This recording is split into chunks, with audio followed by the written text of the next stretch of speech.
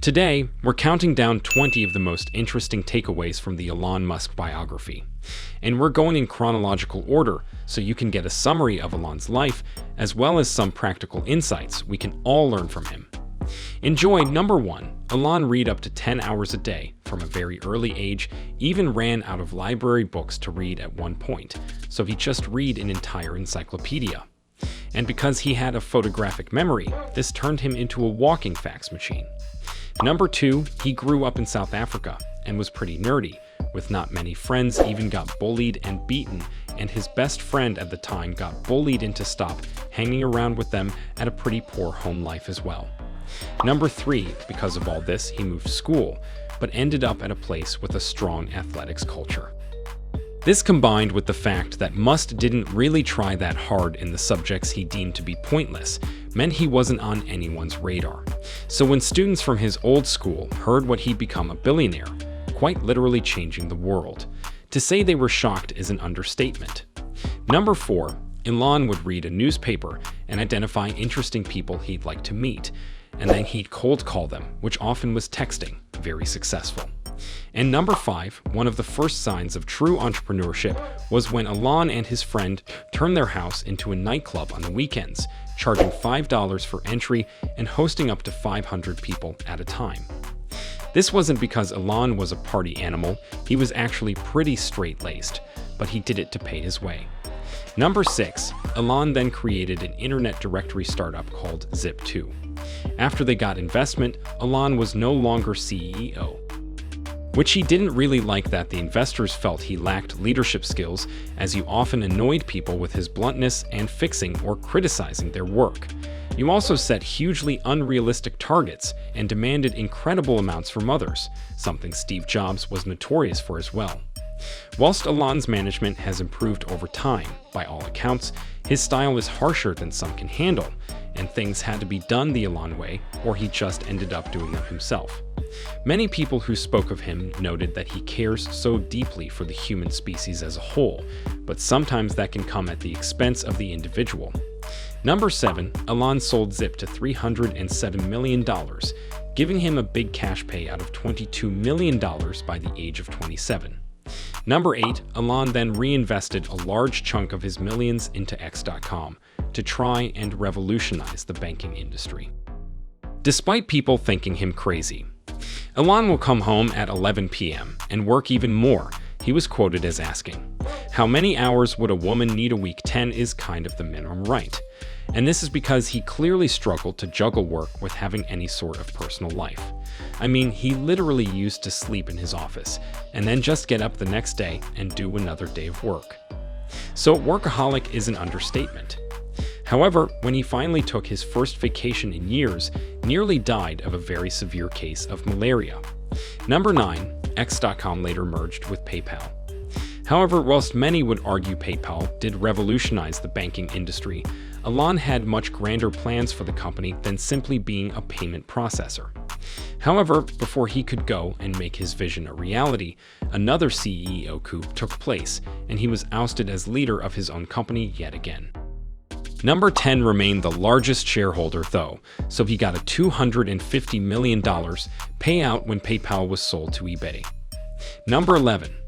Many of the people who originally worked on PayPal went on to create other hugely successful companies. In fact, they became collectively known as the PayPal Mafia. These companies include LinkedIn, Yelp, and even YouTube, as well as countless others. Number 12. After this next huge payout, Elon realized he wanted to focus on something bigger and turned to a passion of his space. He recruited the best minds he could find. For example, he would personally reach out to the top graduates from the best colleges. Thus, SpaceX was born, and his focus became making space cheaper and more accessible as the industry had kind of stalled. Number 13. His long-term goal was always to colonize Mars.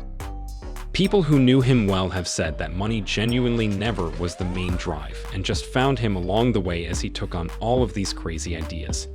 Number 14, that said people who knew him well also said he did have a pretty big ego. For example, his eyes apparently lit up at the mention of being Time's Person of the Year. Number 15, Musk's first child died just 10 days after being born.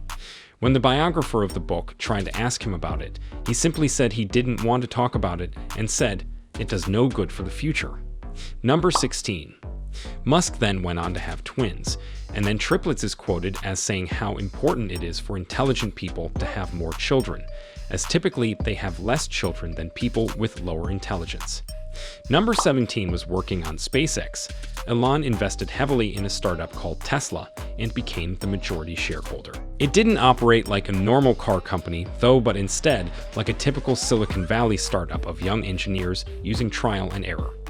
Everyone working there had to give their all to the company. Now Elon wants to hold an employee that go into his child's birth was not a good enough reason to miss a company events, as they had to be all in because the quote Elon were making history here.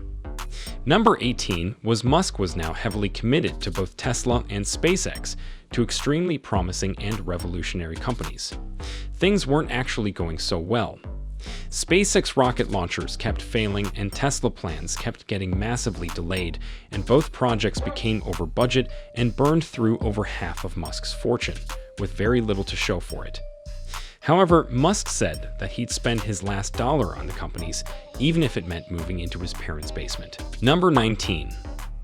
Elon tried to hide the severity of the money issue and keep people focused, but the reality was he got to a point where they couldn't afford any more failures. Engineers had spent years of their lives working on these projects tirelessly, many separated from their families, and after 3 failed rocket launch attempts, they reached their 4th and final attempt. The company was within days of going bankrupt, but must stay focused, and it was a success. They achieved a feat normally attributable to an entire country, not just one company. Number 20. However, there was logic to this. The company is part of the unified theory of Musk, which is that each one of his businesses is connected in the short and long term. They kind of work together. They're often intertwined in some way and can help each other out. Of course, Elon also has lots of other grand ideas like Hyperloop to transport people between cities in 30 minutes and vertical electric planes. In fact, since the biography about him has been written, Musk has already started developing several other things. He said, "I think this needs to be done, and I don't see anyone else doing that." Really is his approach to solving the world's biggest problems.